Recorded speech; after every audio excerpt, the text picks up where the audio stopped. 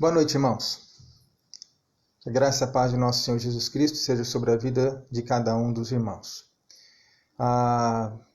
Graças a Deus porque chegamos até o fim desse dia e nós vamos orar e agradecermos a Deus, pedirmos a direção e a sabedoria dele para nossa meditação no Evangelho segundo Marcos. Ok? Vamos orar? Amado Deus, Santo e Poderoso, em nome de Jesus, Teu Filho, nosso Senhor e Salvador, rogamos a Ti, ó Deus, que nos abençoe em nossa meditação no Evangelho de Marcos e que esta sirva para nortear, ó Deus, nossas vidas acerca do posicionamento que nós precisamos ter em relação à fé, em relação à obediência à Tua Palavra e também, ó Deus, a maneira pela qual nós devemos olhar para Jesus como nosso Senhor e Salvador. Obrigado por tudo que tens feito. Obrigado pela Tua graça e misericórdia. É o que nós te pedimos em nome de Jesus e agradecemos. Amém. Quero dar as boas-vindas a Ana Rosa, a Dona Conceição. Deus abençoe. Boa noite. A Zilá também. Zilá, boa noite, irmã. A Dona Zilda, boa noite, irmã. Deus abençoe a senhora, o seu Valdemar, ao Daílson. Deus abençoe o Daílson, a irmã Cida, seus filhos. A Dona Francisca também. Deus abençoe a senhora, irmã. O Paulinho, Deus abençoe. Uma boa noite. A irmã Iris, Deus abençoe a irmã Iris também. Um abraço à sua casa. Deus abençoe a vida de cada um, viu? Fernandinha, boa noite, minha irmã. Que a graça de Deus esteja sobre a vida de todos vocês. Vamos então a Natália, Solange, Deus abençoe a sua vida, irmã. Vamos começar então, irmãos, nossa meditação. Então, nós vamos ler hoje Marcos capítulo 2. Natália, boa noite, Natália, Deus te abençoe. Marcos capítulo 2 é o alvo da nossa leitura, ok? Vamos lá então. Marcos capítulo 2, verso 1. Dias depois entrou Jesus de novo em Cafarnaum, e logo correu que ele estava em casa. Muitos afluíram para ali, tantos que nem mesmo junto à porta eles achavam lugar, e anunciava-lhes a palavra. Alguns foram ter com ele, conduzindo um paralítico, levado por 4 homens, e não podendo aproximar-se dele por causa da multidão, descobriram o eirado no ponto correspondente ao em que ele estava, e fazendo uma abertura, baixaram o leito em que jazia o doente. Vendo-lhes a fé, Jesus disse ao paralítico: Filho, os teus pecados estão perdoados. Mas alguns dos escribas estavam assentados ali e arrazoavam em seu coração: por que fala ele deste modo, isto é, blasfêmia? Quem pode perdoar pecados, senão um que é Deus? E Jesus, percebendo logo por seu espírito que eles assim arrazoavam, disse-lhes: por que arrazoais sobre estas coisas em vosso coração? Qual é mais fácil, dizer ao paralítico: estão perdoados os teus pecados? Ou dizer: levanta-te, toma o teu leito e anda? Ora, para que saibais que o Filho do Homem tem sobre a terra autoridade para perdoar pecados, disse ao paralítico: eu te mando. Levanta-te, toma o teu leito e vai para a tua casa. Então ele se levantou, e no mesmo instante, tomando o leito, retirou-se à vista de todos, a ponto de se admirarem todos e darem glória a Deus, dizendo: jamais vimos coisa assim. Começamos aqui um novo momento. Jesus agora está novamente em Cafarnaum, sua cidade, e ele está pregando a palavra. Então repare que Jesus só não curava, né? O ministério dele não era só cura. Ele não se envolvia apenas só com curar pessoas. O ministério de Jesus era pregar a palavra de Deus, e a cura eram sinais de que ele era o Messias prometido nas Sagradas Escrituras. o que nós temos diferente aqui agora? Diferente são duas questões que movimentaram esse relato de Marcos. A fé daquele grupo que levou o paralítico. Eles chegaram com uma pessoa enferma, que não podia andar, deitada numa maca, vamos dizer assim. E tinha muita gente do ponto em que eles estavam até a porta da casa onde Jesus estava. Então, eles subiram, até ilustrações, né, que indicam isso, eles subiram. Lembre-se que as casas naquela época eram diferentes das casas de hoje. O telhado ele era achatado, ele era reto. E era feito com barro misturado com gravetos em cima de diversos suportes de madeira, né? Travessas de madeira que dava a consistência do telhado. Então eles descobriram aquela cobertura de gravetos e barro no ponto exato em que Jesus estava. E então eles começaram a querer, baixaram o leito em que jazia o doente.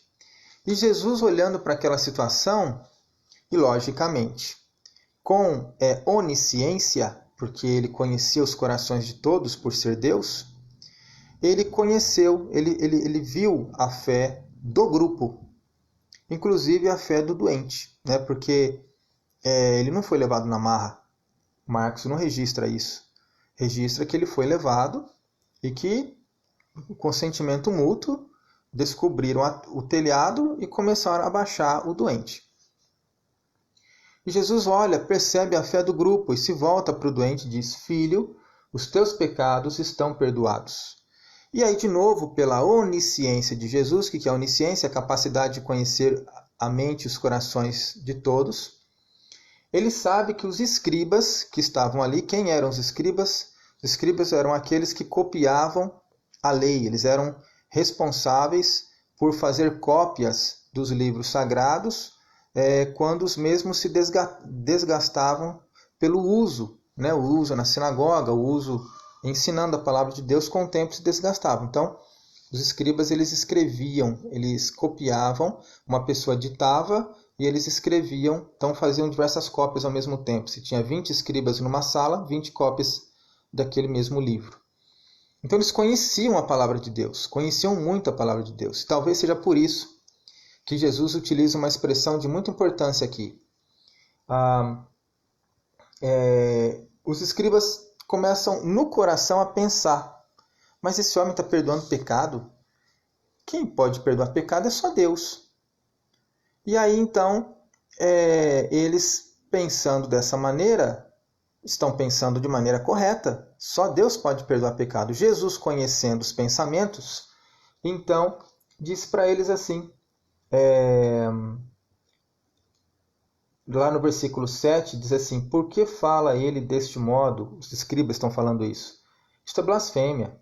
Quem pode perdoar pecados, senão um que é Deus?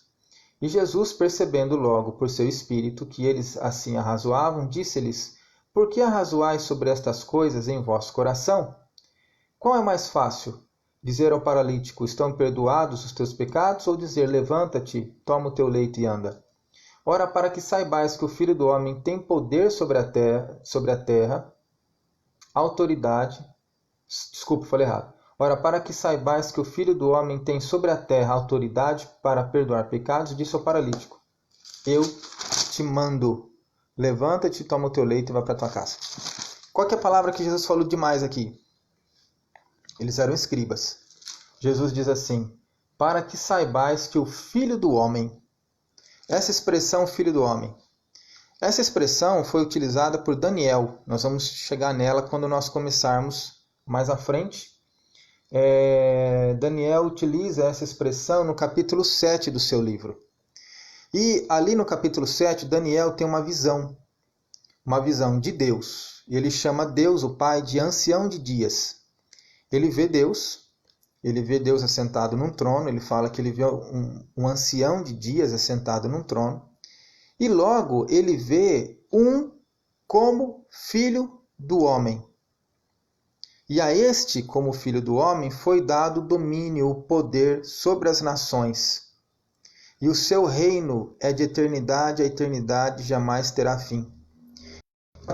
Aquele semelhante a filho do homem que Daniel vê é Jesus. E aí Jesus se volta para os escribas, que é quem conhece a palavra de Deus, ok? Quem copiava a palavra de Deus, eles conhecem a palavra de Deus.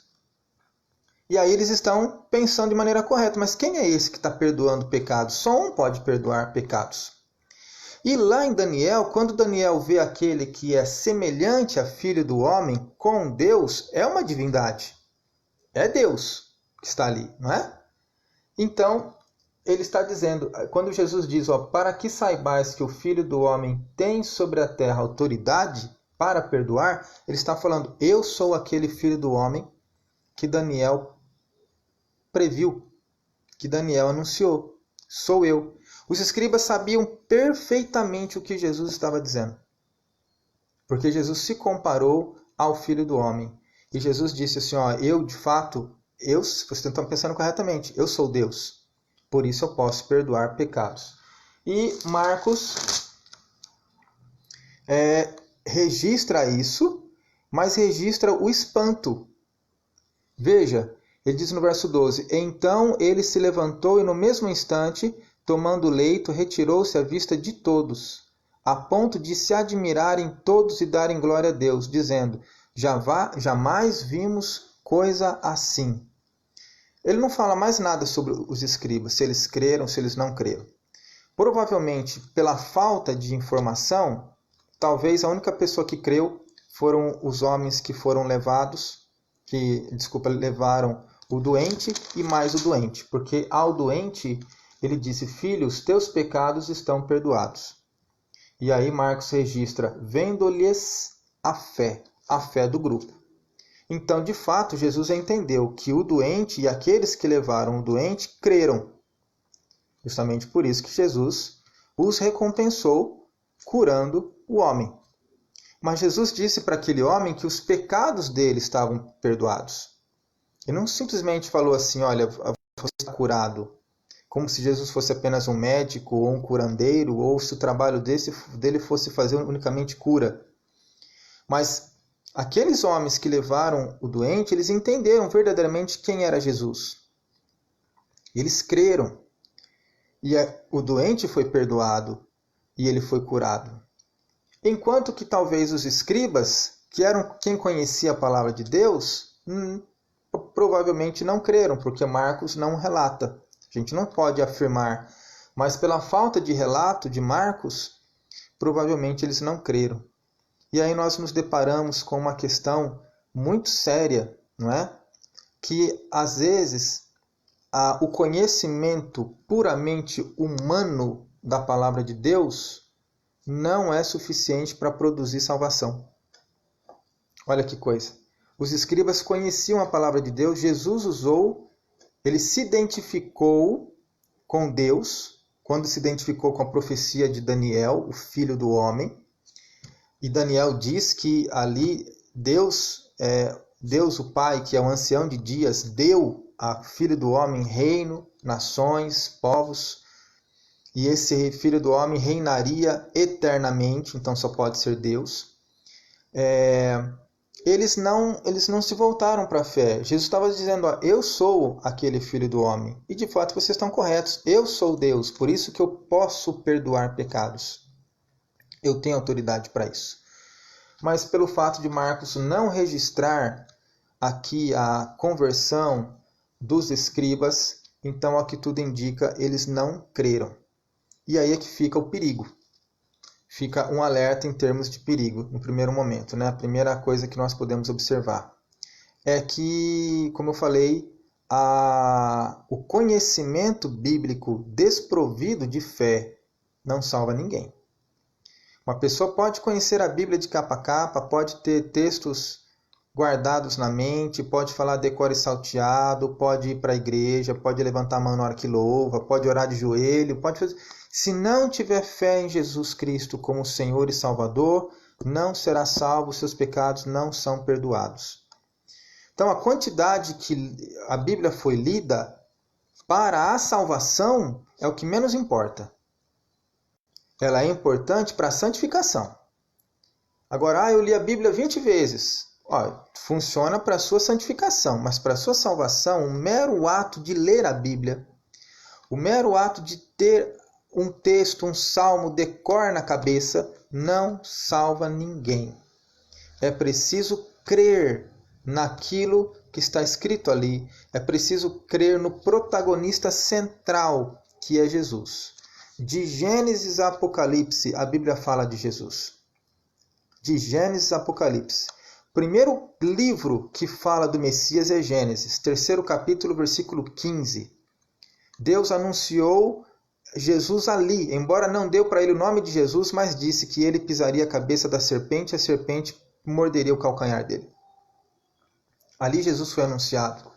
E de Gênesis a Apocalipse, Jesus é anunciado. Outro lugar que Jesus foi anunciado também em Gênesis foi no relato sobre Noé. A arca era um tipo de Cristo. A arca que Noé construiu era um tipo de Cristo. Era o único meio de salvação. Para você entrar na arca, você tinha que crer na revelação de Deus, que choveria, uma coisa que nunca tinha acontecido até então. E somente quem creu entrou, e quando Deus mandou o dilúvio, o próprio Deus fechou a porta. Mas ninguém entrava. Mesmo que Noé quisesse, não entrava. Porque Deus fechou a porta. A porta estava aberta até o primeiro pingo. Quando começou a chover, que os homens viram, aí não precisava mais de fé. Já tinha sido. A arca era um tipo de Cristo. Foi anunciado no Antigo Testamento. Foi anunciado em Gênesis, primeiro livro. Então, a Bíblia toda, desde o Antigo Testamento, fala sobre Cristo. Então, desde o Antigo Testamento, a salvação é fé. A salvação nunca foi pela obediência à lei, porque nenhum homem pode obedecer perfeitamente à lei. Agora, a lei existe para mostrar o caráter de Deus. E para mostrar também que pela lei ninguém é justificado, porque ninguém tem uma obediência perfeita. A salvação é pela fé. Gênesis também nos mostra o chamado de Abraão. E Hebreus capítulo 11, quando vai se reportar o chamado de Abraão, diz: Abraão creu em Deus, e isso lhe foi imputado para a justiça. Então, Jesus está dizendo ali que as escrituras do Antigo Testamento falam dele. E ele agora veio para cumprir as escrituras. Por isso que ele fala, o Filho do Homem tem poder. Mas só Deus pode perdoar? Justamente. Por isso que o Filho do Homem tem poder para perdoar pecados. Ele se declarou, eu sou o Filho do Homem que Daniel viu lá atrás. E eu sou Deus, eu posso perdoar os pecados. Mas quem que crê? Então fica um alerta, nós precisamos de fé em Jesus como nosso Senhor e como nosso Salvador. Nós precisamos olhar para dentro de nós e fazer uma revisão ali. De fato, eu creio em todas as coisas que eu aprendi até hoje?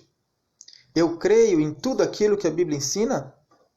Nós precisamos dessa questão.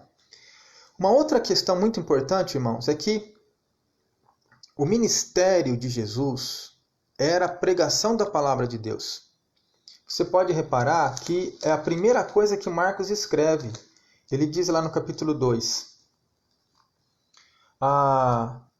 verso 1. Dias depois entrou Jesus de novo em Cafarnaum e logo correu que ele estava em casa. Muitos afluíram para ali, tantos que nem mesmo junto à porta eles achavam lugar. E anunciava-lhes a palavra.